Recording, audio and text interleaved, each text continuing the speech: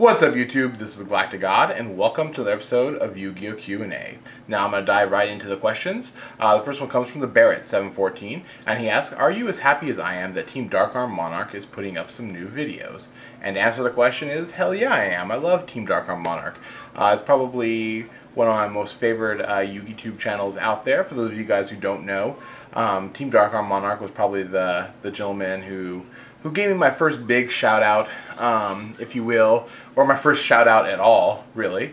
He's the first person that I really watched, on my own, and then all of a sudden, he had shouted me out in one of his videos. I was like, oh my god, this guy watches my stuff? I watch his stuff all the time. This is awesome. And I just thought it was like the coolest thing ever.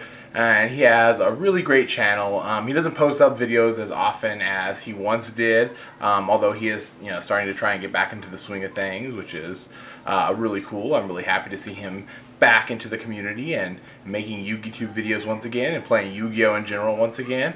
He's a really great person and a great YouTuber, and if you guys don't know who he is, I encourage you guys to go check out his channel. I'm going to have a link to it somewhere on the screen, so please go check him out. You guys will not regret it. Random Master 233 asks, what does your girlfriend look like? Well, I get this question quite a bit.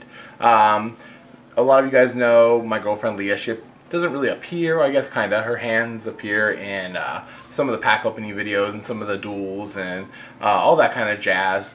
She does the double pack openings and just other random little videos that I produce.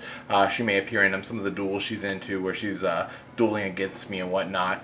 And basically she just does not want to appear on camera. I'm sure it's something that a lot of people can relate to, because I know there's a lot of YouTubers or YouTubers in general that don't show themselves. They're a little shy about that, and at first, I didn't want to show myself either. I went through, I don't know, probably well over 100 videos before I put my ugly mug up here on camera, but eventually it's something that you kind of get over, and then you get kind of used to being on camera. It doesn't bother you anymore. But some people are okay with it. Some people don't want to show themselves, and it's just kind of a personal choice, I guess. But for those of you guys who do wonder, I am taking art this semester as one of my college courses, and my girlfriend is in the class with me, actually, and we had to draw like people, so we drew each other, and this is my rendition of her. It's all in, oops, well, it's like really zoomed in. I don't know if you guys can see that or not. Oh, there she is, I guess. You guys can kind of see her right there, and my little rendition of her, so to speak. I don't know if you guys can even really see that because it's so zoomed in. So if you see anyone this blue that's not Mystique or something, you can kind of you guys know it's my girlfriend. No, really, we had to draw all in one color-esque, so I chose blue. But I don't know, it doesn't really. It looks kind of like her, I guess. I don't think the eyes look Asian enough. She is Asian. I don't know if I've ever mentioned that before or not. But that's a little bit about her, I guess. So she didn't actually have to appear on camera, and you guys kind of got to see what I guess she looks like. Alright, Quasi321 asks, have you ever met Cyberknight 8610? And I have not. I've never met him in person. I've talked to him quite a bit recently over YouTube. He's a really cool, nice guy. If you guys have never been to his channel, I don't know how you could not have. He has like a gazillion, zillion, billion subscribers, but if you haven't, please go check him out. He's super cool, super nice, super chill, really easy to talk to. We're trying to work out some kind of other collaboration type videos for in the future too, so if you want to see us working on something together, make sure you let him know that it's something that you guys would like to see, but we are kind of slowly working on that. But no, I've never really met him in real life. I don't go to a lot of big events. I don't know how many he goes to. I think we're kind of on opposite sides of the country too, so it's a little bit harder in that aspect. I have met other YouTubers in real life, but I just not have met Cyberknight. I'd love to one day if we're at the same event. I'd love to go over and talk to him and chill and just hang out and shoot the shit, so to speak, and just take it from there. But hopefully someday that might happen. Hector Escobar asks, what are the decks you consider fun to play? I think a lot of people already know that Crystal Beast is probably my most fun home deck to play around with. I usually come up with different ways of playing it, each format, or I've tried all the different kind of variations of it. And I mean, I haven't come up with a real new one lately. I've been experimenting a lot more with a lot of the newer decks. Other fun decks I've been having really good time with lately has been Evils and Chronomaly. Chronomaly is friggin' super fun to play. It's just not very consistent in some regards, and you know, you can get womple stomped by friggin' some of the more competitive decks. But with this new format, it seems like a lot of decks are seeing some sort of viability. A lot of things have become possible, so maybe some of these fun decks aren't just for fun play as we once thought. Maybe some of them, you know, can break the mold, break the glass, you know, and become, you know, contenders. You never know. That's one of the great things about Yu-Gi-Oh! Sometimes decks seem obsolete, dumb, retarded, never be a top contender, and all of a sudden, they are. Valkyor, man, I don't know if I said that name correctly at all. Anyways, he asks, how much money do you make out of a case? Or I think what he's trying to ask is, you know, do I actually make a profit? Do I actually make a lot of money from a case? And the answer is usually yes. I mean, usually I make quite a bit of profit, especially if you're taking into account, you know, all the money I'm going to make over time out of it. You know, typically you want to turn the cost of the case over right away. So when you're adding up your holographic cards, if you will, the ones I'm going to sell, I'm hoping are going to at least equal the amount that I spent on the case, and maybe a little bit more to pay for the posting fees and stuff for eBay and PayPal and all that stuff, and the shipping costs. So you want to get a little bit over that, so that you're going to definitely at least break even on that. And then you start making your profit off of the extra stuff. So if you pulled better than normal, or better than average I should say, then you're going to already make up the cost of the case right away. That's really cool. That happens a good amount of the time. From there, you have to go about, you know, selling everything extra from the case. You got to sell rares and commons and all that kind of stuff. It takes a little bit longer to move some of that product, especially some of the other lower end stuff can sometimes take a little bit more of a long period of time to move. It doesn't just fly off the shelf super fast, if you will. Typically all the big cards are going to go right away, and then some of the other ones that people are kind of looking for or whatever will slowly float off the shelves. Plus what we do is we post decks and sell them on eBay to help make up the cost of the case too.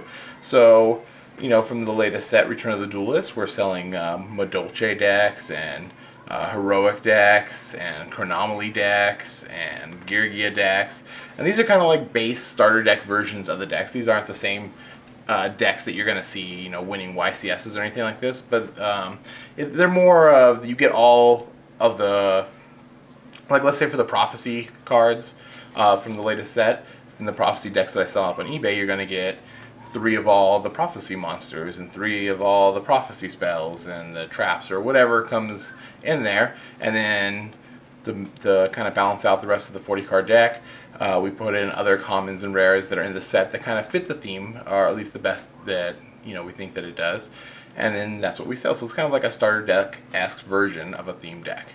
I don't know if that makes sense or not, but that's kind of what we do to also help make up some of the cost of the case. So in closing, I should make at least usually double my money back over time. So if the case cost me $650, for example, over the whole amount of money that I'm going to make off of that case, I should get back about $1,300.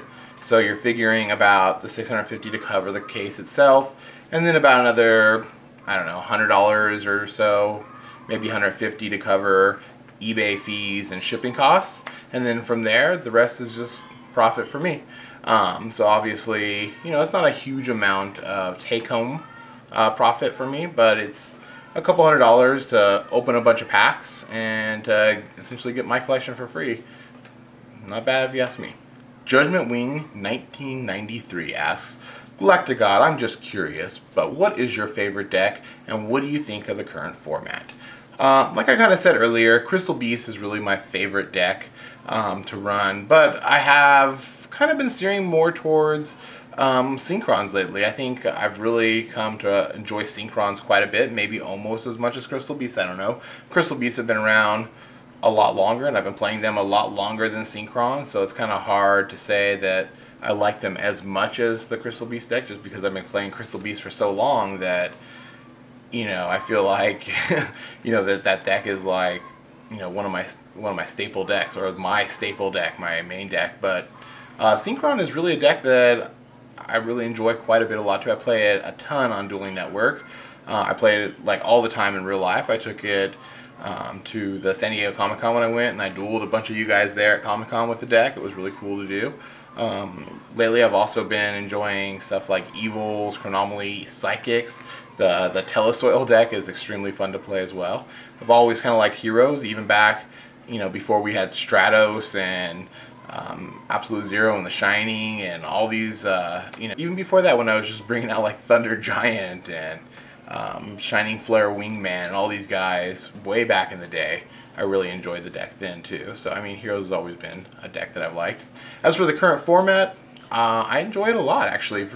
Again, I like the fact that you can do, or you can make just about any deck and maybe have a chance. We've seen decks that people thought were dead, that were tier 2 or lower, not only do really well but actually win YCSs and win regionals and just do extremely well. And I kind of like the fact that you can go to a big event or a tournament now and not play the same deck over and over again. Before, you'd probably play in a 9-round tournament, you'd probably end up playing maybe 5 or 6 of the same deck, and now you can go to a 9-round tournament and most likely play 9 different decks. And I think that's kind of cool and interesting, and I think it's good for the game. Mono Tony Man 2010 asks, have you ever gotten any hate from playing Yu-Gi-Oh? And I think what he's really asking is, have I ever gotten any kind of backlash from people for playing Yu-Gi-Oh?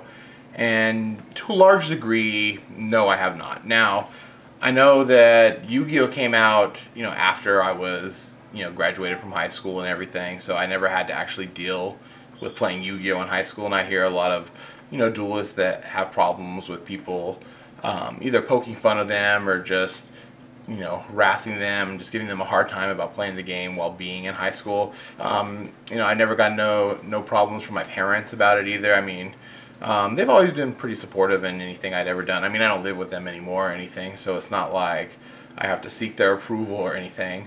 But even when, like I said, I was collecting comic books or whatever my hobby would have been at the time, they've always been real supportive and really backing, and so I've always had that. So I've never really felt discouraged to hide the fact that I play Yu-Gi-Oh or anything like that.